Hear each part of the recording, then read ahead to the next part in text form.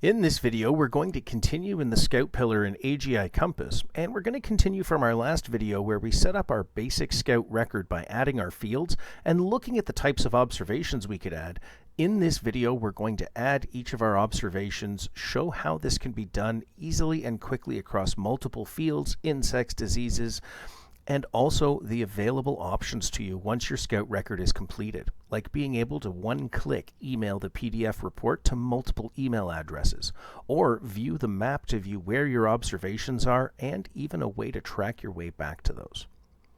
Let's get started, and we're going to continue with the Scout record we created before. I'm already pushed right into it, and we can see our three fields at the top. Using the tips we've learned in previous videos, I'm going to use the little hat or little arrow here and shrink down the portions I don't need.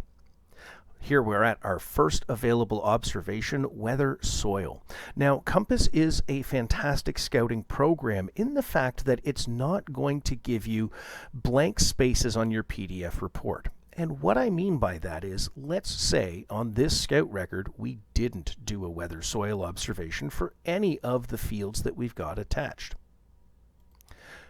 That way, when I print my PDF, I'm not going to end up with a blank space with zero data in it. Because we didn't add it to a Scout record, it keeps my PDF and my reports clean. I just don't have a weather soil section. Let's go ahead though, and we're going to fill out one or two of every observation just to see what a full complete Scout record is going to look like, what's available for me to email, view in my PDF, or share with my agronomist or retailer, or if you're an agronomist or retailer, how you can create those Scout records and before you've left the field, have them emailed directly to your grower's inbox. Starting with weather soil, we're going to go to the field section. Obviously, it's a red box, we have to put something in.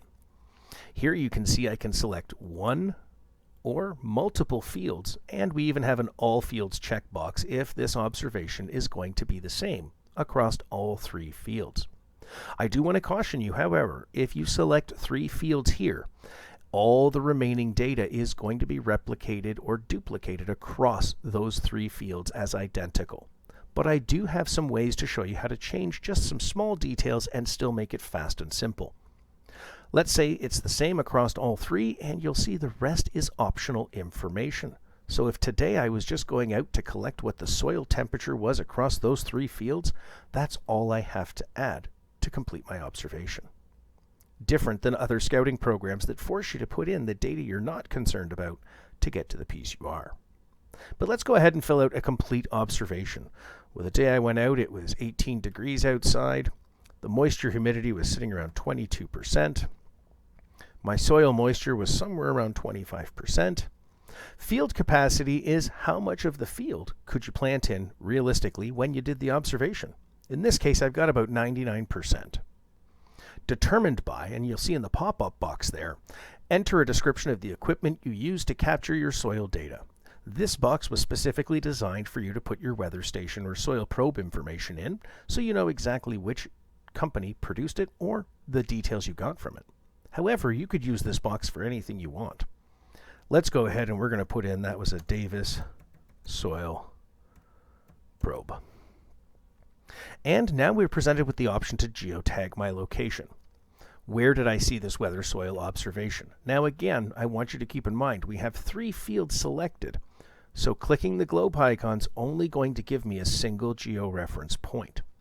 And the globe icon detects my location and automatically populates in. Now, if I didn't do this when I was in field, or I want to manually select where in the field I saw that, I could click this icon here. That brings up a map of the fields we have included on this Scout record, and I could simply click in one to mark that observation.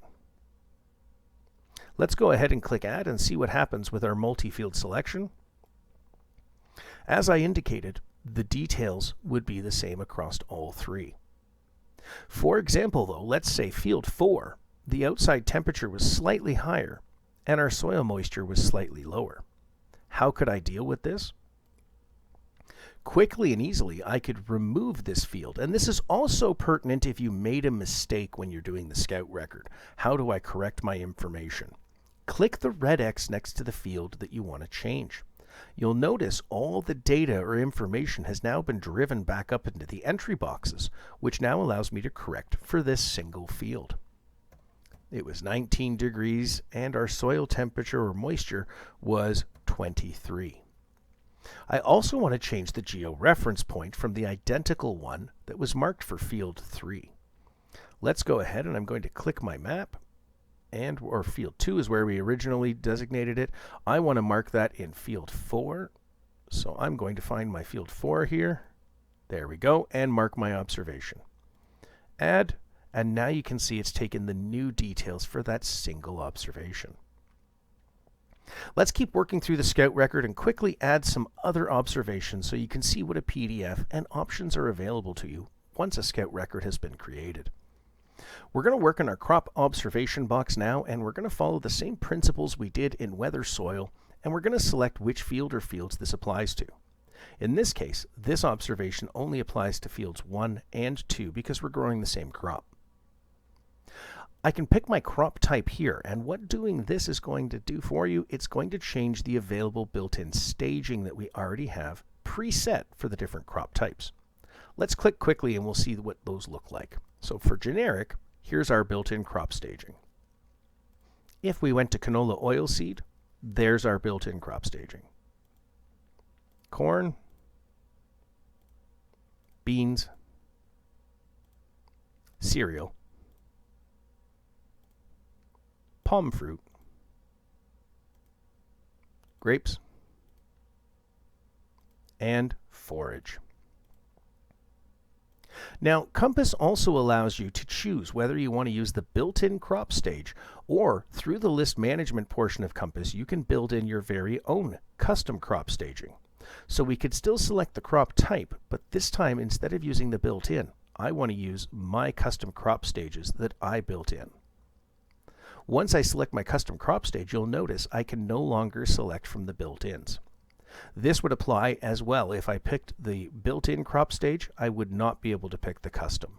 This way, you're getting one guaranteed crop stage with every observation for crop. Again, we're going to follow the same principle. I have multiple fields selected, and the observation that I add 1 and done is going to add for both fields the same. Let's go through and just add our details. Plant stand, we're looking for the size or describe the plant stand. You can do it in maximum of 10 characters.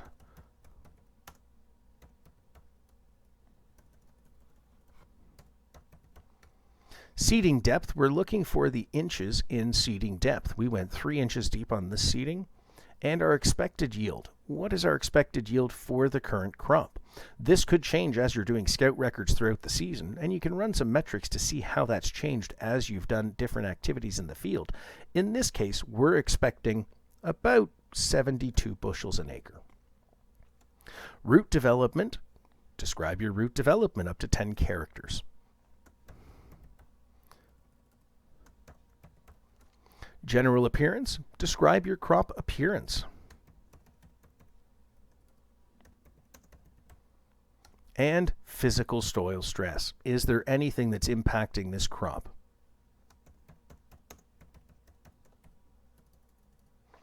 And of course, we can geotag the location. I again am going to click here, and we're going to select the field that we want to mark that into, field 1. Add, and you can see again, it's duplicated the observation across field 1 and 2. And as we saw in the previous box, if I wanted to change the details for one or the other, or I've made a mistake and need to correct the information, I can click the red X. It drives that data right back up into the top where I can go ahead and actually change some of that info and update my observation or my pin marker, which this was field 1, so we're okay there. Now, I've only added a couple of observations per section. You're not restricted to 1, 2, 10, or 100. You can add as many observations per section that you choose to. Now let's add a weed observation, and now we're going to see we have 2 red boxes to fill out. This just means that not only do we have multiple field selection that we can do, but we can also select multiple weeds at one time. Again, the same principle applies. Whatever I pick in the first two boxes, all the remaining data is going to be either duplicated or replicated across multiple fields. So let's go ahead and we're going to say this was for field 2 and field 4. While we were out scouting, we saw wild oats,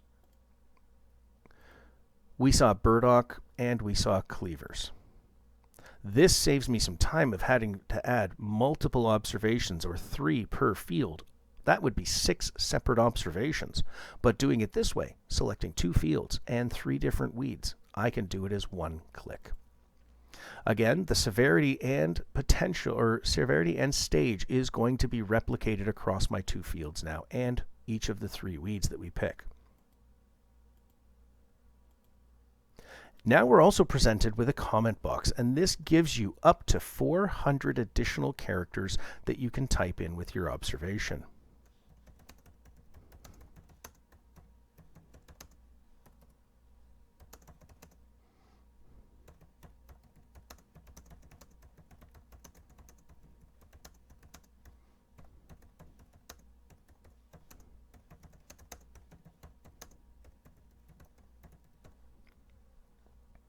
I'm going to georeference this again, and this time we're going to pop that into field 4 here, or field 2, and we're going to add. Now let's scroll down and we'll see we've added now 6 separate weed observations, again replicated because that's the way it's happening when we're selecting multiple fields and multiple weeds, but easy enough now that I've got them all in there for my wild oats, burdock, and cleavers. And again, if I needed to change details on 1, 2, or more, I could simply click the red X, drive the data back up to the top, modify, and click Add again. Still very quick to do while I'm in the field doing my scouting. Insect observations are identical to what we're doing with weeds, but now we're going to focus on insects. And we've got a couple of additional boxes. This one's going to be for field 1 and 2, and we saw aphids,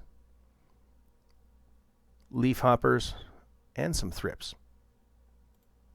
These were all at a low stage, and now we have the option to put in our threshold, are they above ground, below ground, and our additional comments. In this case, I just want to track what fields, insects I saw, and the severity at this time. We're going to georeference again, and we're going to put this into field 1. There's my 3 insect observations, all very quickly added to my scout record.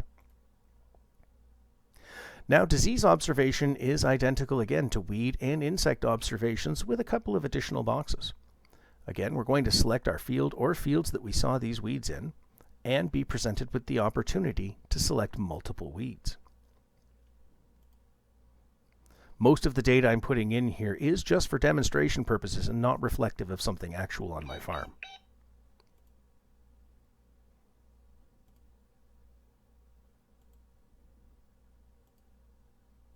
And there we can see now we've added our multiple weed observations.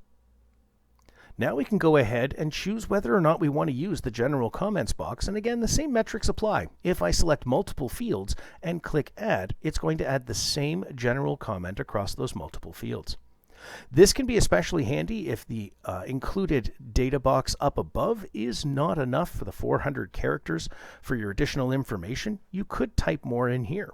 Or for those customers who don't necessarily want to do an individual observation for each and everything you saw, this can be a handy way just to type in what you saw in the field. I also have a very quick time-saving tip for you. If you're using your smartphone or tablet, when you click on the keyboard to start typing in this observation, on most modern devices, there's a microphone button. Clicking that will allow you to dictate your observation or your details in, and have Compass automatically recognize them. Do exercise caution though, it is as good as your digital assistant or the microphone on your device is, so it could make the occasional spelling or word error for you. Here, we're just going to skip general comments and not add any to this particular scout record. Product recommendations allows us to make a product recommendation to tackle any of the issues we saw above, or a product recommendation we feel we need to apply to the field in order to tackle any other issues. Here you can see we can add our suggested apply date, how we want to apply, any pre-harvest interval in days or hours, our spray volume per acre in gallon or inches, and our application dollars per acre. However, this is all optional information. I am going to pick a suggested apply date. And now you'll see again, we're going to give you the multiple selections. Does this product recommendation apply to multiple fields? So in this case, we're just going to say this applies to field 1. Now, this is very similar to what you'll notice in crop planning. Here's your categories that you've created to put your products into, and then each product that's inside that category. In this case, we're going to pick a fungicide. And now Compass has isolated out my fungicide products, and I can scroll through to find what I want, or just like crop planning, we can start typing looking for the particular item we want. Once I pull that in, Compass will pull in the different measurements we have available, as well as the cost. In this case, we're going to do this as a jug, and we know that we can get about 40 acres a jug, so Compass will now automatically do the math across the acres that we've selected for field 1 and let me know that I need 0.025 jugs. It's going to cost me $1.34 an acre for the application. Total amount I need to apply to my acres is 1.143 jugs, and that overall total cost now is $61.27. Additionally, I can add a mix order if this is a multi-tank mix, and what order does this product need to be added. I can identify the target problem, and I have additional comments up to 400 characters that I can add for this product recommendation. You can also see the legal disclaimer we've talked about in previous videos is automatically included, and let's click Add, and there's our product recommendation right on our Scout record. Fantastic. Two more things we can do. One is a file upload. So let's take a look. We're going to browse and pick a picture. Now, if I'm using my phone or my tablet, it's going to automatically open my camera roll or let me pick a file from my automatic camera roll or take a new picture. However, if I'm on my PC, I can pick anything that I've previously uploaded or have saved. And I can select which field or fields that picture applies to. Lastly, we have our built-in Sclerotinia checklist. And again, this is optional for you to fill out. You don't have to. But let's go ahead and we're just going to fill out a quick Sclerotinia questionnaire here based on what we've seen on our farm. And let's see what kind of score we end up getting.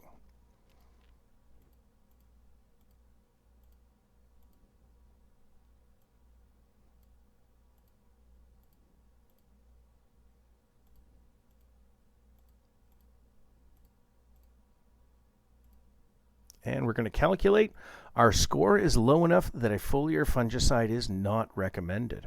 However, if we were to change some of these answers ever so slightly,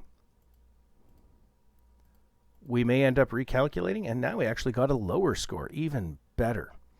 This can be a great driver or indicator whether or not you need to get a foliar fungicide application out to work on the issues. This has been how to fill out a Scout record. We're going to create another video after this to show you viewing the PDF and what you can do once a Scout record is complete.